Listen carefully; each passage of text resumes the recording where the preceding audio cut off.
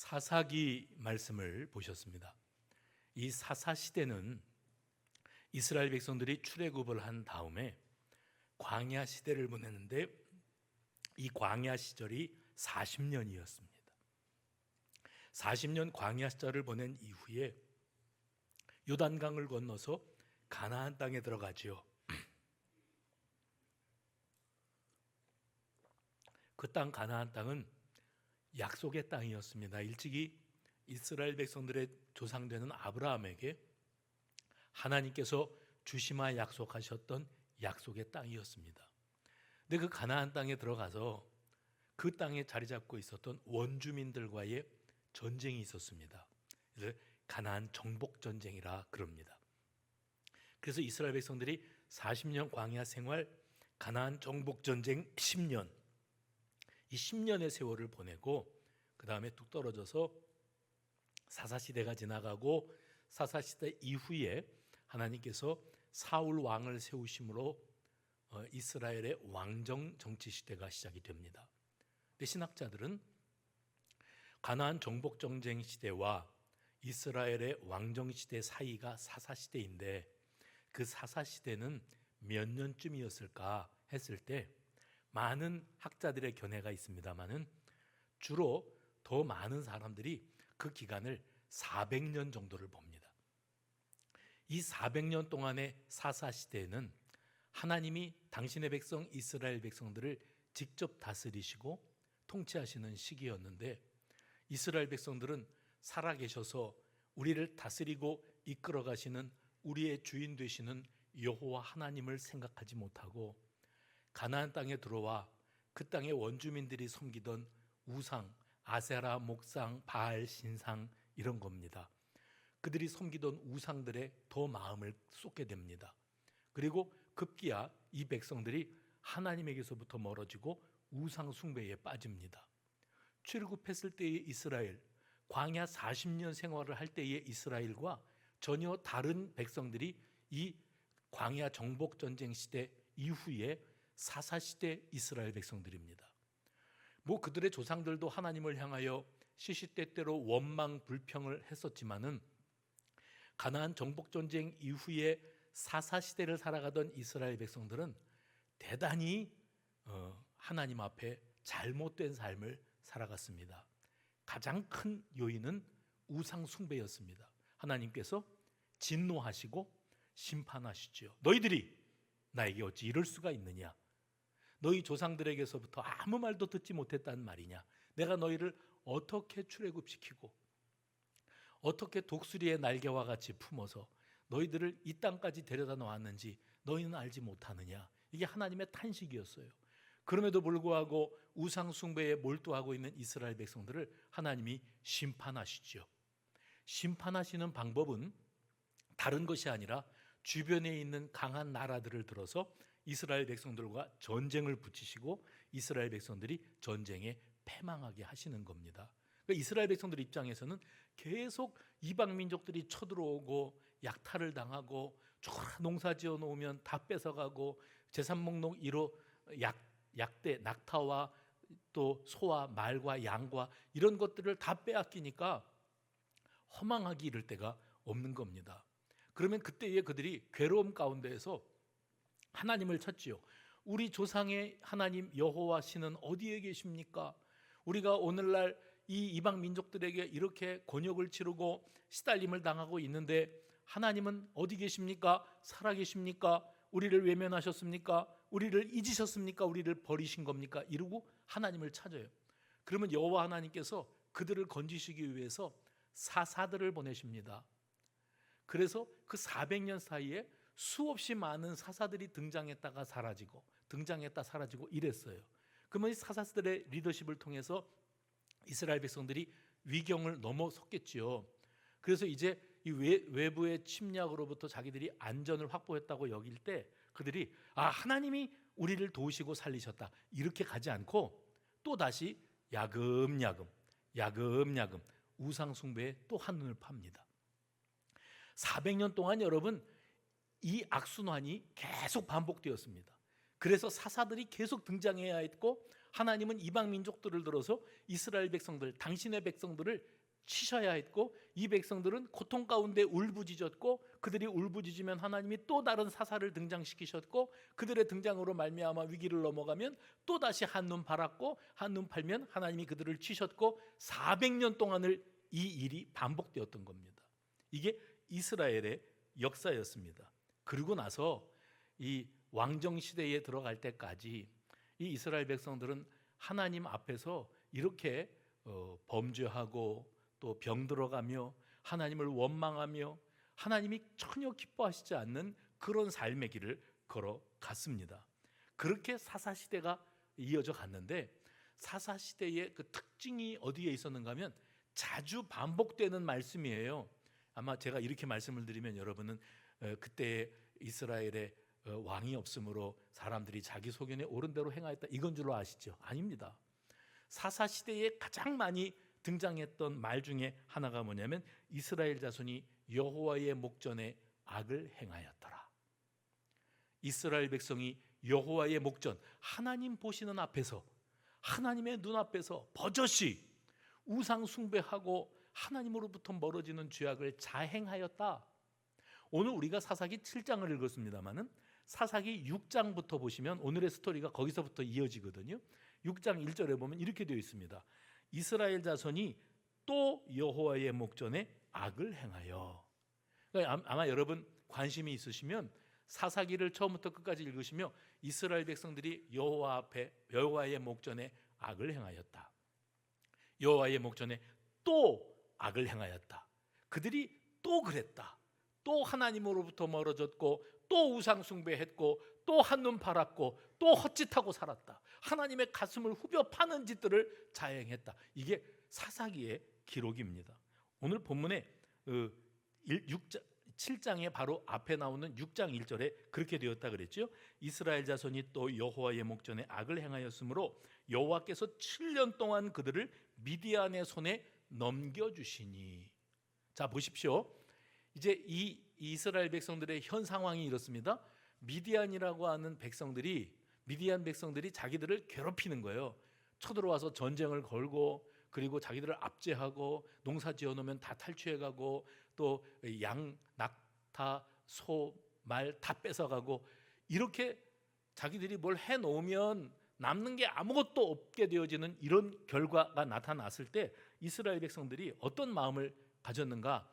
여호와 하나님께서 우리를 치셨다, 우리가 하나님 앞에 우상 숭배라고 하는 범죄를, 중죄를 범했기 때문에 하나님이 우리에게 이렇게 대가를 지불하게 하신다, 이렇게 생각하지 아니하고 그들은 어떤 마음을 가졌냐면 하나님이 우리를 떠나셨다, 하나님이 우리를 버리셨다, 여호와 하나님은 더 이상 우리의 하나님이 아니신가 보다, 우리가 이 모양 요 꼴로 살고 이렇게 시달림을 겪고 이렇게 남 좋은 일만 하고 살아도 하나님은 간섭도 안 하시고 우리의 울부짖음에 응답도 없으시다. 이게 이스라엘 백성들의 반응이었습니다. 근데 우리는 압니다. 6장 1절에 이스라엘 백성들이 또 여호와의 눈앞에서 악을 행하였으므로, 6장 2절 보면 미디안의 손이 이스라엘을 이긴지라. 그리고 7년 동안의 심판의 기간 동안에는 이스라엘 백성들이 결단코 자기들이 무슨 계획을 세우고 무슨 작전을 짜도 미디안을 이겨먹을 수가 없게끔 하나님께서 꾹 눌러놓으셨어요. 그러니까 이스라엘 백성들은 당하고 살아야만 되는 시간이었습니다. 그 고통 속에 그들이 자기들이 지금까지 사사시대를 이어가면서 해왔던 대로 그 사이클이 또 시작됩니다. 고통을 겪으니까 여호와께 부르짖었어요.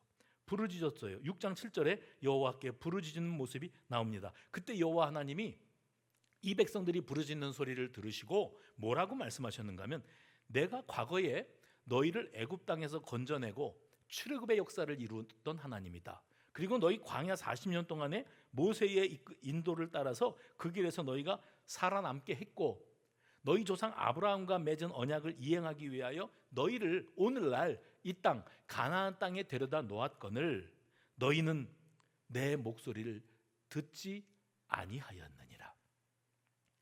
하나님은 어디 계십니까? 우리가 지금 이렇게 당하고만 사는데 하나님이 이게 보기 좋으십니까? 우리를 잊으신 겁니까? 이러고 아우성을 치고 난리가 났는데 하나님이 너희가 나를 잊었기 때문이다. 너희 고통의 원인이 뭐냐? 너희가 내 말에 더 이상 귀를 기울이지 아니하고 불순종이지요. 그리고 매사에 제멋대로의 인생. 제가 이렇게 갑자기 소리를 지르면 찔리라고 하는 거예요. 제멋대로의 인생을 살아오지 않았느냐? 오늘 너희가 왜 이런 일을 겪고 이런 곤욕을 치러야 되는지 아직도 깨닫지 못하느냐? 내가 너희가 미워서 너희로부터 멀리 도망갔느냐? 내가 입을 딱 다물고 너희의 말에 귀를 기울이지 않기 위해서 귀를 막았느냐? 아니다. 너희가 자초한 일이다. 너희가 그동안 너희의 조상의 하나님이 어떤 하나님이신지에 대해서 조상들로부터 듣지 않았느냐? 애굽 땅에서부터 출애굽하게 하신 하나님, 홍해바다를 가르시고 그리고 쓴물을 단물을 만드시고 때마다 먹을 것 만나와 메추라기를 주시고 너희의 의복이 부르지 아니하고 너희의 신발이 발이 부르지 아니하고 의복이 헤어지지 아니하게 너희를 여기까지 인도하여 요단강을 가르고 요단강을 건너 약속의 땅 가나안 땅에 너희를 들이니가 나 여호와가 아니더냐? 그런데 너희가 어쩌자고 자기들의 정체성, 내가 누군가, 우리의 하나님이 어떤 하나님이신가를 까맣게 잊고 우상 숭배에 한눈 팔고 그 쾌락과 그 죄악에 빠져서 허덕이며 헤어나오지를 못하니까 오늘날 내가 너희들을 미디안 사람들의 손에 붙여서 넘겨서 7년 동안 너희를 괴롭히게 만들어 놓지 않았더냐? 이게 하나님의 입장이었어요. 하나님이 결코 유쾌하지 않으십니다. 너희도 한번 당해봐라, 골탕 좀 먹어봐라, 괴롭힘을 당해봐라, 이게 아니고 너희가 지금껏 살아온 그 제멋대로의 인생에 오늘 대가를 치르고 있는 일이다. 너희가 내 말에 귀 기울이지 아니하였느니라. 그게 원인이에요. 그런데 이것이 하나님의 입장이라면 이스라엘 백성들은 그런 하나님을 어떻게 생각하고 있었는가? 예를 들면 하나님께서 요아스의 아들 기드온, 이제 등장하게 될 새로운 사사입니다. 이 기드온이라고 하는 이에게 찾아가서 하나님께서 소명을 주시죠. 네가 일어나서 이제 이 이스라엘 백성들을 미디안 사람들의 손에서 건져내라 하고 하나님께서 말씀하실 때 기드온이 하나님한테 뭐라고 말했습니다. 근데 기드온이 하는 이 말은 기드온 개인의 생각이 아니고 이때 당시에 이스라엘 백성들이 전반적으로 가지고 있었던 마음이었어요. 하나님을 향한 마음, 여론이에요. 지금 민심이, 이스라엘 백성들의 민심이 하나님을 향하여 이런 마음들을 품고 있었습니다. 기드온이 뭐라고 말했습니까? 6장 13절, 기드온이 그에게 대답하되 오 나의 주여, 여호와께서 우리와 함께 계시면 어찌하여 이 모든 일이 우리에게 일어났나이까? 하나님이 살아계시면 나한테 왜 이러시는 겁니까? 하는 우리들의 독백과 매우 흡사하다고 여겨지지 않으십니까? 여호와께서 우리와 함께 하시면 어찌하여 이 모든 일이 우리에게 일어났나이까? 역으로 말하면 우리에게 이러한 일이 일어난 것은 여호와께서 우리를 떠나셨기 때문이 아닙니까? 또 우리 조상들이 일찍이 우리에게 이르기를 여호와께서 우리를 애굽에서 올라오게 하신 것이 아니냐 한 그 모든 이적이 어디 있나이까? 우리 조상들에게 이적에 관한 이야기를 많이 들었습니다. 초자연적인 역사를 하나님이 이루신다 그랬는데 지금 미디안 사람들이 우리를 쳐들어와 이렇게 괴롭히기를 7년을 이뤘는데 하나님이 가만히 보고만 계시니 그 기적은 도대체 언제 일어나는 겁니까? 또 뭐라고 말했습니까? 이제 여호와께서 우리를 버리사 미디안의 손에 우리를 넘겨주셨나이다. 그러니까 이스라엘 백성들은 자기들이 지금 당하고 있는 이 일의 원인 제공자라는 사실을 까맣게 생각하지 않습니다. 그리고 하나님이 야속하기만 합니다. 하나님이 서운하기만 합니다. 하나님이 원망스럽기만 합니다. 지금 이 상황에서도 가만히 계시고 내가 그렇게 간절히 작정기도 금식기도 백일기도를 해도 응답도 안 하시는 그런 하나님이 나는 도무지 살아계신 하나님이라고 이해할 수가 없다는 거예요. 그게 우리들의 입장이에요. 그런데 여러분, 그들이 미디안 사람들에게 겪고 있는 이 고통스러운 현실은 자기들의 해석입니다. 하나님이 우리와 함께 하시지 않기 때문이다. 하나님이 우리를 버리고 우리를 대적의 손에 넘겨버리셨기 때문이다. 이렇게 생각을 합니다. 여기에 그리스도인으로 살아가는 우리들이 안고 가는 첫 번째 오해가 있습니다. 오해가 뭡니까? 오해, 잘못된 해석이죠. 사전적 의미는 이렇습니다. 사실을 잘못 이해하거나 해석하다. 근데 우리 그리스도인들의 오해가 있어요. 제가 그리스도인들의 오해를 이렇게 한번 풀어보고 싶습니다. 하나님의 의중과는 관계없이 해봅시다. 하나님의 의중과는 관계없이 하나님의 계획, 하나님의 뜻, 하나님이 갖고 계시는 여러분 개인을 향한 섬세한 일하고 계심이 있거든요. 그런데 그것에 대해서는 안중에도 없어요. 그리고 내 해석, 내 입장에서 내 생각에는 자기 자신의 고집스러운 판단, 그것을 앞세워서 내 멋대로 해석하고 단정합니다. 그것을 속단이라고 말합니다. 뭐라고요? 속단. 왜 이렇게 이 반응이, 한 달 동안 무슨 일이 있었던 겁니까? 하나님이 우리가 하나님 앞에서 하나님이 하시는 역사를 자기 멋대로 해석해요. 자기 멋대로 속단하고 살아가는 겁니다. 그래서 하나님의 의중과는 관계없이 항상 뭐가 앞서는가 하면 내 입장에는, 내 생각에는, 내가 받아들이기는 그것을 절대화해버리는 거예요. 근데 하나님은 기가 막히시죠. 지금 너희들이 나를 향하여 갖고 있는 그 마음이 가당키나 하냐? 적반하장. 여러분, 적반하장이라는 말 알고 계십니까? 우리는 하나님이 나를 버린 것 같고, 나를 떠난 것 같고, 나하고 상종도 안 하시는 것 같고, 그래서 그 하나님이 원망스럽고 서운하고 소망 없고 살맛이 안 나는데, 하나님은 어디에 계시는가? 하나님 앞에 그런 마음을 품고 살아갈 때 하나님 말씀하시는 거예요. 내가 너희를 버렸느냐? 너희가 나를 버렸다. 내가 너희를 멀리 하였느냐? 너희가 내게서 멀어져 갔구나. 하나님 왜 저만치에 계시지? 왜 나를 떠나셨지가 아니고, 그 하나님은 그 자리에 여전히 지금도 우리와 함께 하시는데, 우리가 야금야금 우상 숭배, 세상의 즐거움과 세상의 돈벌이 수단과 세상의 목적들을 채우기 위해서 야금야금 세상 것에 빠지다 보니까 나도 모르는 새에 하나님으로부터 이만큼 멀어져 있는 겁니다. 어느 날 돌아보니 하나님이 저만큼 계세요. 왜 나를 버리고 거기까지 가 계십니까? 하나님은 당황스러우실 거예요. 언제 내가 너를 떠났느냐? 네가 나를 버렸느니라. 네가 나를 버리지 않았느냐? 하나님이 어디 계시냐고 말하기 전에 지금 네가 무슨 짓을 하고 살고 있는지, 지금 네가 어디에 있는지 한번 그것을 생각해 봐라.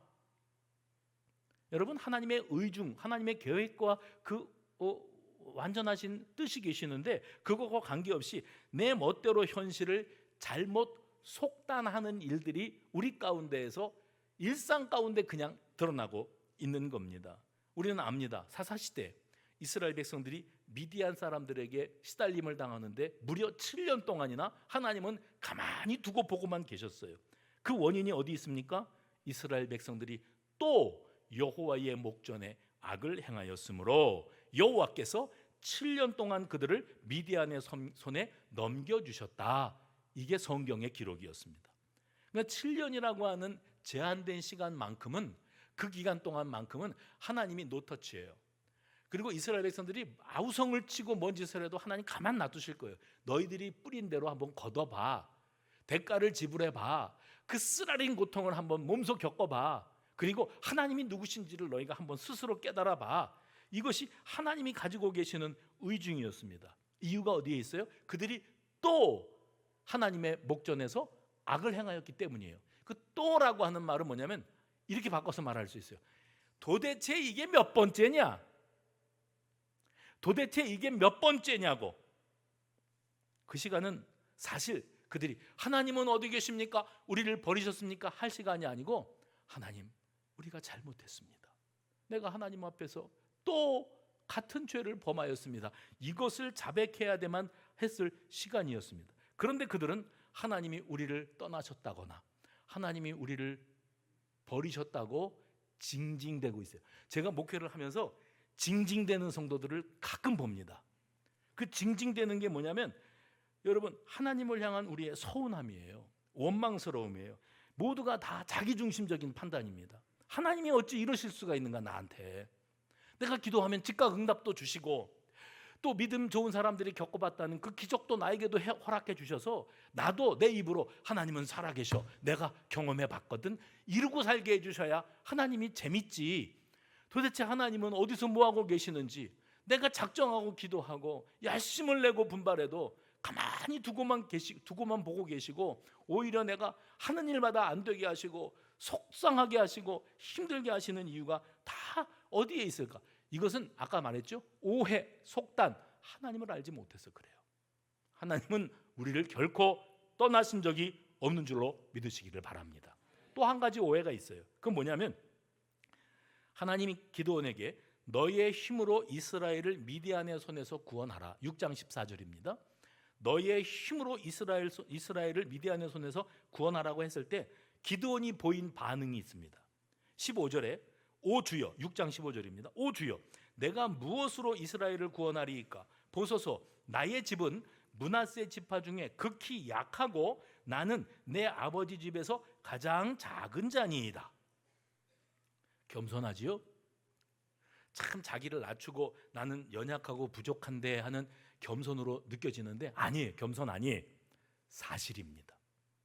가장 연약하고 가장 믿음 없고 가장 무능하고 부족한 사람이 기드온이었습니다. 그래서 그는 자기 자신을 누구보다 잘 알아요. 큰 용사요? 나는 용사가 아니다. 한번 옆에 분들하고 이렇게 보시면서 큰 용사요 해보세요. 시작. 그러면 어떤 분들은 그래, 나는 큰 용사 맞아, 나는 믿음의 용장이요, 이러는 분도 계시겠지만 대부분의 분들은 그러지 마세요. 나한테 큰 용사라 그러지 마세요. 부담스러워요. 난 용사 아니에요. 나는 믿음도 없고 경험도 없고 아는 것도 없고 할 줄 아는 것도 없고 뭐 없어요. 못해요. 그러는 게 우리들이거든요. 기드온이 큰 용사요 하고 하나님 부르시니까 하나님 저 큰 용사 아니걸랑요? 나는 므낫세 지파 중에서도 가장 작은 집안의 보잘것없는 아들입니다. 이게 기드온이 자기를 향하여 가지고 있는 사고 방식이었는데 그것이 사실이라 그랬어요.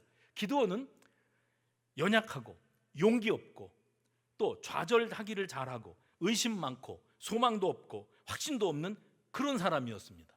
사실이에요. 그런데 하나님이 그 기드온을 향하여 큰 용사여 하면서 이제부터 그를 큰 용사로 만들어 쓰시겠노라고 말씀하고 계십니다. 근데 하나님이 용사가 아닌 그를 큰 용사라고 부르시는 이유가 뭐였을까요? 우리가 알아야 될 것은 우리 하나님이 뭔가 일을 하고자 하실 때, 누구를 들어 쓰시고자 하실 때 완벽한 조건을 갖춘 사람, 흠도 티도 없는 사람이 아니라 나는 믿음도 약하고 경험도 없고 할 줄 아는 것도 없고 열정도 없고 그렇다고 할지라도 여호와 하나님께서 그 부족하고 하자 많고 믿음 연약하고 확신도 용기도 없는 나약한 존재인 그를 부르셔서 아멘을 준비하시는 거예요. 믿음을 주시고 체험을 주시고 무엇보다 성령을 부어주시는 거예요. 성령을 충만하게 하심으로 감당하게 만드시는 분도 살아계신 여호와 하나님인 줄로 믿으시기를 바랍니다. 그래서 우리가 품고 살아가는 그리스도인의 두 번째 오해, 나는 능력이 안 되고 조건도 안 되니 아무것도 할 수 없노라고 하는 그 오해도 빨리 벗어 던져야 됩니다. 기억하십시오. 첫 번째 오해, 하나님이 나를 버리시고 떠난 게 아닙니다. 내가 하나님으로부터 이만큼 멀어져 있었던 겁니다. 이제라도 회개하고 그 하나님 곁으로 다시 돌아가는 결단이 있는 저와 여러분 되시기를 바랍니다. 두 번째 오해, 내게 능력이 부족한 게 아닙니다. 오히려 약한 나를 들어서 성령 충만하게 하시고 강하게 하시고 믿음 주시고 그리고 쓰시기를 원하시는 분이 하나님이신 줄로 믿으시기 바랍니다. 세 번째 오해가 있어요. 이게 이제 오늘의 핵심이에요. 사사기 7장으로 들어오면 초반에 하나님께서 기드온에게 미디안과 아말렉과 그리고 동방 거민들 연합군들과의 전쟁을 준비하라고 하십니다. 근데 7장 1절에 이렇게 시작을 해요. 여룻바알이라고 하는 기드온. 새벽 예배 시간에 제가 이 7장을 묵상하면서 많은 것을 깨달았습니다. 근데 특별히 여룻바알이라고 하는 기드온, 이게 왜 이름이 여룻바알, 바알이라는 이름, 우상의 이름 아닙니까? 바알의 이름이 들어간 별명을 기드온이 갖게 되었는가? 사연은 이렇습니다. 여호와 하나님께서 어느 날 기드온에게 말씀하시기를, 지금 이 백성들이 섬기고 있는 우상단지들, 바알 신상과 아세라 목상, 네가 오늘 밤에 가서 그것들을 끌어내려 가지고 도끼로 패 가지고 장작을 만들어 버려라. 그리고 그 우상을 깨뜨려서 쌓아놓은 장작 더미 위에 제물을 올리고 불을 질러서 번제물을 바쳐라. 이게 하나님의 명령이었어요. 그 밤에 기드온이 무슨 배짱으로 그 우상들이 자리 잡고 있는 신전에 들어가서 그 우상들을 끌어내려가지고 도끼로 팹니다. 장작으로 쪼갭니다. 그리고 실제로 불살라 제단을 번제를 드렸어요. 다른 아침에 이스라엘 백성들이 우상 숭배하려고 갔더니 그 우상들이 다 박살이 나 있고 불타버린 거예요. 그래서 저들이 누구에게로 몰려갔는가 하면 기드온의 아버지 요아스라고 하는 사람에게로 찾아갑니다. 그리고 당신의 아들이 지금 해놓은 짓을 보십시오. 이게 사람이 할 짓입니까? 하고 흥분을 해요. 그때 아버지 요아스가 아들 기드온을 변론하기 위해서 한 말이 뭐냐면, 만약에 생각을 해봐라 니들이, 만약에 바알이 너희를 구원하는 신이거든, 그 신상을 깨뜨려 불쏘시개로 사용한 내 아들을 지난밤에 가만히 두었겠느냐? 그것이 살아있는 신이면 친히 내 아들을 벌하지 아니하였겠느냐? 라고 말을 합니다. 들어보니 맞는 말이에요. 그래서 이 사람들이 그날부터 기드온을 뭐라고 불렀냐면 여룻바알이라고 불렀어요. 그게 뭐냐면 바알에게 도전한 자, 바알과 다투어 그를 깨뜨린 자, 이게 여룻바알이라고 하는 뜻입니다. 그래서 그 기드온이 자기를 따르는 이스라엘 백성들을 규합해가지고 일전을 치르려고, 미디안 사람들하고 전쟁을 치르려고 딱 하는데, 오늘 7장 2절 말씀에 하나님이 기드온에게 이렇게 말씀하셨습니다. 너를 따르는 백성이 너무 많은즉, 이유가 뭐냐면 내가 내 손에 이 미디안 사람들을 넘겨 승리하면 이스라엘 백성들이 나를 거슬러 스스로 자랑하기를 내 손이 나를 구원하였다 할까 함이라. 무슨 말인지 이해가 되시죠? 못 알아들으시나요? 지금 병력을 모았는데 이 병력이 32,000명이었어요. 전쟁하러 나갔는데. 근데 상대방은 32,000명은 상대가 되지 않을 만큼 막강한 전력을 가지고 있습니다. 근데 하나님이 그들을 어떻게 이기게 하실 것인가를 생각 안 하시고 이스라엘 백성들을 바라보시면서 32,000명이라 너무 많은데 이러셨어요. 그러니까 기드온이 당장에 이랬겠죠. 32,000명이 뭐가 많아요? 상대방은 30만 명, 50만 명인데. 그랬더니 하나님께서 너희들이 이 32,000명으로 그 막대한 연합 대군을 이겨도 스스로 자랑하기를 하나님이 우리를 이기게 해주셨다, 이게 아니라 우리가 숫자가 32,000이라도 있었으니까 이긴 거다, 이겨먹을 수 있었다, 이렇게 말하는 게 나는 못마땅하다. 그러니까 아직도 많다. 여기서 하나님의 의중을 여러분이 캐치하셔야 됩니다. 하나님은 지금 이 전쟁을 숫자 싸움으로 몰아가기를 원치 아니하시는구나. 이건 숫자 싸움이 아니구나. 그래서 하나님이 시키시는 대로 이 숫자를 줄여나가지요. 기억하십니까? 하나님께서 기드온을 통해서 이 이스라엘 군사들을 향해 32,000명입니다. 산수입니다. 잘 보세요. 너희들 중에 전쟁에 나가면은 부상을 당하거나 전사할 가능성이 매우 높아. 그 일이 두려운 사람이 있으면 집으로 가도 좋아. 그때 집으로 간 사람이 32,000명 중에 22,000명이 집으로 갔습니다. 몇 명 남았을까요? 그게 안 됩니까? 10,000명이 남았어요.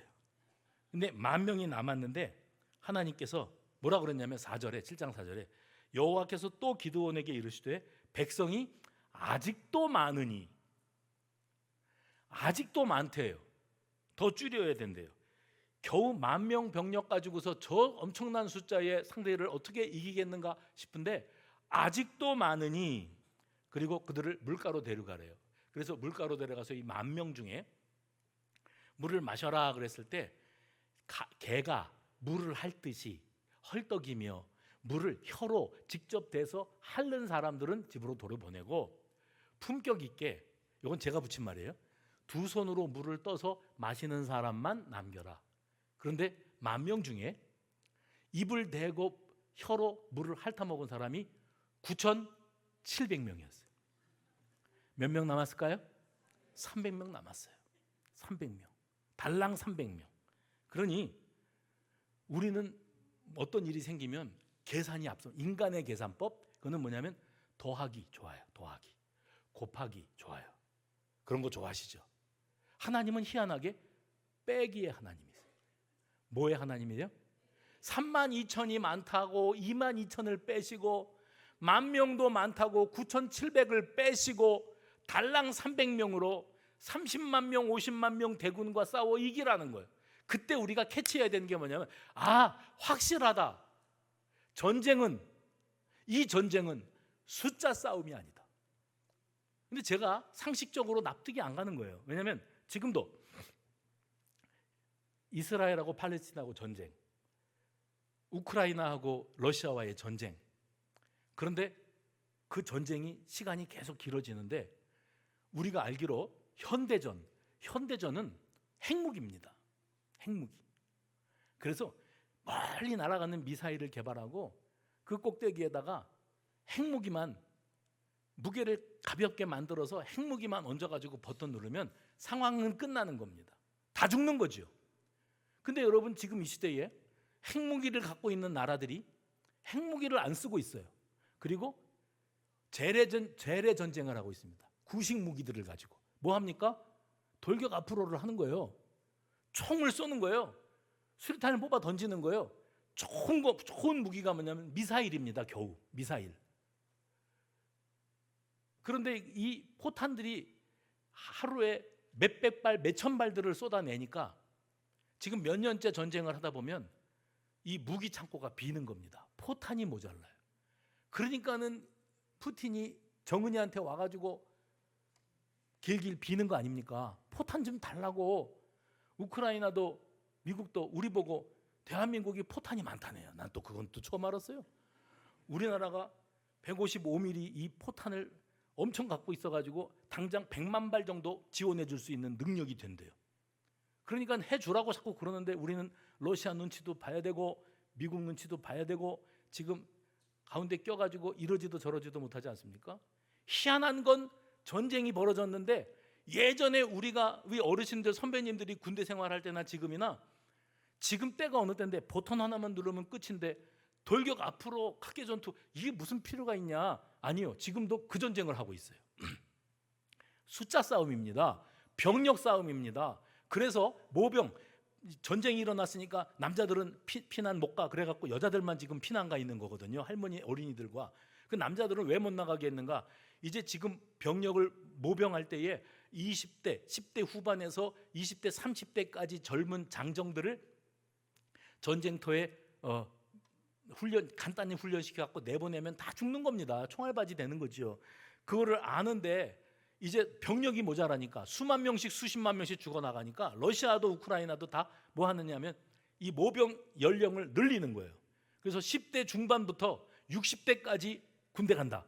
이렇게 하니까 막 군대 안 가려고 도망들 나오고 막 그런 일들이 벌어지고 있다고 그래요. 그러면 숫자 싸움입니다. 병력 싸움이고 무기 싸움입니다. 물량입니다. 물량 공세. 그런데 하나님의 전쟁은 희한합니다. 빼기 전쟁이에요. 너무 많다. 아직도 많다. 그러면 하나님이 의도하시는 건 뭡니까? 이 전쟁은 병력과 무기의 싸움이 아니다. 우리는 상황이 벌어지면 나의 계산법을 동원합니다. 그건 주로 더하기 아니면 곱하기입니다. 근데 하나님은 빼기의 하나님, 나누기의 하나님. 이거는 하나님의 계산법만이 통하게 되어져 있는데 내 계산법으로 뭘 해보려고 그러면 우리가 자꾸 오해할 수밖에 없어요. 하나님의 계산법은 뭡니까? 나의 계산법으로가 아니라 숫자 싸움, 무력 싸움, 병력 싸움이 아니라 지금 이 모든 것들은 너무 많다, 아직도 많다, 믿음 싸움이라는 거예요. 뭔 싸움이라고요? 얼마만큼 하나님 앞에 전적으로 내어 맡기고 의지하고 하나님이 이기게 해주셔야 이기고 하나님이 패망하게 하시고 미디안 손에 붙이시면 우리는 길을 쓰고 반항을 해봐야 7년 동안 우리는 꼼짝없이 미디안 사람들에게 약탈당하고 빼앗길 수밖에 없는 민족이다. 이걸 깨달아야 돼요. 모든 것은 다 하나님의 손에 있습니다. 그래서 이 확신을 갖고 난 다음에 12절에 보면 기드온이 자기 부하와 함께 미디안 사람들을 정탐합니다. 미디안, 아말렉 그리고 동방 사람들 연합군이 얼마나 모였는가를 12절에 가서 보는데 거기 이렇게 기록되어 있어요. 메뚜기의 많은 수와 같고 그들의 낙타의 수가 많아 해변에 모래가 많음과 같았다 하는 거예요. 어마어마한 거예요. 우리는 몇 명인데? 300명인데 아무리 숫자 싸움이 아니라 믿음 싸움이라고 해도 눈으로 봤어요. 못 볼 걸 봤어요. 그래서 이거를 어떻게 하면 좋겠는가, 인간적으로 좌절할 수밖에 없는데 하나님께서 그때에 기드온 곁에 있는 어떤 사람, 여기 성경에 이름이 안 나옵니다. 어떤 사람이 꿈을 꾸게 하였는데 그 꿈 이야기를 들려주십니다. 그 꿈은 어떤 꿈인가 하면 보리떡 한 덩이가 미디안 진영으로 굴러들어와 한 장막에 이르러 그것을 쳐서 무너뜨려 위쪽으로 엎으니 그 장막이 쓰러지더라. 이게 꿈입니다. 누군가가 이 꿈이 무슨 의미인지를 풀어줘야 되는데 마침 기드온의 친구 중에 한 사람이 꿈 이야기를 듣고 그 꿈을 이렇게 해몽을 해줍니다. 이것은 다른 것이 아니라 이스라엘 사람 요아스의 아들 기드온의 칼이라. 하나님이 미디안과 그 모든 진영을 그의 손에 넘겨주셨느니라. 지금까지 이스라엘 백성들이 미디안의 손에 넘어가 있었어요. 하나님이 그렇게 하셨으니까. 그런데 이 꿈을 통해서 하나님이 뭘 보여주시는가 하면 이제는 이 미디안, 막강한 전력의 미디안을 너 기드온의 손에 넘겨주겠다. 그것을 꿈으로 보여주신 겁니다. 보리떡 한 덩이가 미디안 진영을 덮치는 장면을 보여주셨는데 이 해몽한 사람이 이것은 기드온의 칼이라 이렇게 말하면서 하나님이 미디안과 모든 진영을 기드온의 손으로 넘기신 것이다 그랬습니다. 그러면 15절에 기드온이 그 꿈과 해몽을 듣고 어떻게 했습니까? 15절에 얼마 전에 저 좀 보세요. 얼마 전에 이런 일이 있었어요. 하나님이 기드온에게 내가 너를 통해서 이스라엘 백성들을 건져내겠다 그랬더니 기드온이 하나님 지금 저에게 말씀하신 말도 안 되는 얘기거든요. 저는 큰 용사도 아니고 용사도 아니고 용사 나부랭이도 아니고 아무것도 아니거든요. 근데 나보고 용사라고 그러시고 큰 일을 하시겠다고 하니까 지금 나한테 말씀하시는 분이 진짜 하나님인지 확인 좀 해봅시다 그랬어요. 그러면서 그가 했던 말이 뭐냐면 염소 새끼 하나를 준비하고 가루 한 에바로 무교병을 만들고 고기를 소쿠리에 담고 국을 양푼에 담아 상수리 나무 아래에 있는 하나님의 사자에게로 그걸 가져갔습니다. 그랬더니 하나님의 사자가 그것을 바위 위에 놓고 국을 부으라고 그랬어요. 그의 손에 잡은 지팡이 끝을 내밀어서 고기와 무교병에 대니까 불이 바위에서 나와서 고기와 무교병을 불살랐다. 됐죠?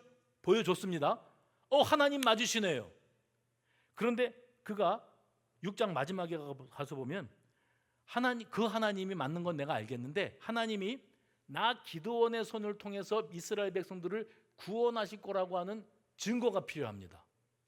한 가지만 더 부탁드립시다. 그리고 뭐라 그러냐면 내가 양털 뭉치를 타작마당에 둘 테니까 다음 날 아침에 양털에만 이슬이 내리고 젖고 주변의 땅은 뽀송뽀송하게 있으면 하나님이 나를 통해서 이기게 하신다는 것을 믿겠습니다. 그 다음 날 가봤더니 그렇게 됐어요.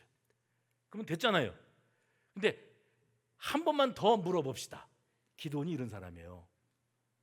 하나님이 증거를 2번 보여주셨는데 반대로 내일 아침에는 양털은 뽀송뽀송하고 주변의 땅은 촉촉하게 젖어 있으면 하나님이 나를 이기게 해주신다는 것을 확실히 믿겠습니다. 또 그렇게 해주셨어요. 3번이나 승리에 대한 확신을 하나님이 주셨는데 오늘 그 기도니 그러니까 하나님 앞에 의심도 많고 두려움도 많고 자신감도 없고 우리하고 똑같습니다. 그런 기도원이 지금 자기가 누군가가 꾼 꿈의 이야기를 듣고 꿈 해석을 듣고 그 꿈 해석을 통해서 내가 미디안 사람들을 무너뜨린다, 내가 덮쳐버린다 그랬다는 소리를 듣고 300명이 달랑 있는 군사들을 향해서 그가 뭐라고 말하냐면 15절 중요한 구절이에요. 15절 일어나라, 여호와께서 미디안과 그 모든 진영을 너희 손에 넘겨주셨느니라. 무슨 말입니까? 가자, 우리가 이긴 싸움인 것이 틀림없다. 하나님이 우리와 함께하고 계신 것을 나는 확실히 믿는다. 그렇게 해서 기드온과 300용소가 미디안 연합군을 초토화시켜서 승리했다는 게 사사기 7장에 나오는 이야기입니다. 저는 오늘 본문 가운데 누군가가 꿈속에서 봤다는 미디안 진영으로 굴러가는 보리떡 한 덩이를 주목하면서 오늘 말씀의 제목을 잡았습니다. 그저 상징적인 의미였겠지요. 보리떡 한 덩이가 미디안 진영으로 굴러 들어가서 그것을 덮치는 장면을 단순히 상징적인 것으로만 봐야 될까? 저는 이 생각을 한 겁니다. 오늘 말씀을 나누면서 이스라엘 백성들, 하나님의 소유된 백성으로 살아가면서 우리가 떨치지 못하는 세 가지 오해가 있다고 했어요. 세 가지 오해. 첫 번째, 눌림 가운데 살고 그런 헛수고가 반복되고 좌절과 실망과 상처를 안고 살아가는 우리들의 입에서 자주 등장하는 소리가, 탄식이 뭐냐면, 하나님은 어디서 뭐하고 계시냐? 하나님이 살아계시면 이럴 수가 있냐? 나한테 내가 그렇게 기도했는데 다 응답도 없으시고 아무것도 안 하시면 하나님은 살아계시는 하나님이 맞냐? 이게 우리들의 독백이에요. 그런데 이미 우리는 사사기 6장 1절에서 확인했습니다. 이렇게 그들이 고초를 겪고 힘들게 살아가야만 했던 원인이 하나님에게 있는 게 아니고 그들이 또 여호와의 목전에 악을 행하였기 때문이었다. 그리고 하나님이 이게 몇 번째냐 도대체. 그리고 7년 동안을 미디안 사람에 넘기셨어요. 악행이 있었고 그 악행을 자기들이 망각하고 있었고 그랬던 그들에게 임한 심판이었습니다. 그런 와중에 하나님은 그들을 붙들고 계셨어요.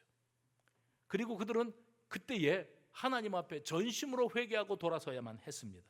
그게 안 되고 탄식만 바라는 거예요. 우리가 하나님은 어디 계시냐? 또 두 번째 오해는 나는 믿음도 연약하고 용기도 없고 수시로 좌절하고 의심하고 실망하고 넘어지는 형편없는 그리스도인이라는 거예요. 기도원이 온전한 사람입니까? 그가 큰 용사라는 타이틀을 받을 만한 자격이 되는 사람입니까? 하자 많은 인생이었습니다. 진짜로 그는 연약한 사람이었습니다. 믿음 없는 사람이었어요. 그래서 하나님 앞에 3번이나 확인하고 또 확인하던 그런 사람이었는데, 이제 꿈과 해석을 통해서 하나님이 그 중심에 믿음을 훅 집어넣으신 거예요. 저는 이 자리에 있는 우리 모두 속에 하나님이 그 고귀한 믿음을 한 달 동안 없다가 나타났더니 낯선 사람들이 앉아 계셔가지고 호흡이 안 맞아요. 믿음이 훅 들어가는 역사. 그래서 안 믿어줘. 당초에 안 믿어줘. 하나님은 살아계시는 거 맞아.